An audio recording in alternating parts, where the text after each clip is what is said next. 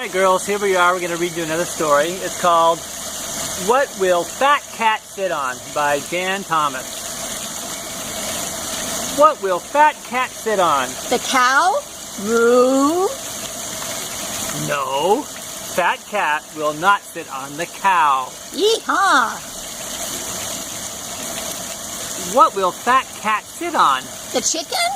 Cluck? Sit on the pig. Sit on the pig. Oink? No, Fat Cat will not sit on the chicken or the pig. Yippee! Fat Cat will sit on The dog? Grrr! No, Fat Cat will not sit on the dog. Okay, so Fat Cat will not sit on the cow or the chicken or the pig or the dog. They're all happy about that. Then, what will Fat Cat sit on? Perhaps he could sit on the chair.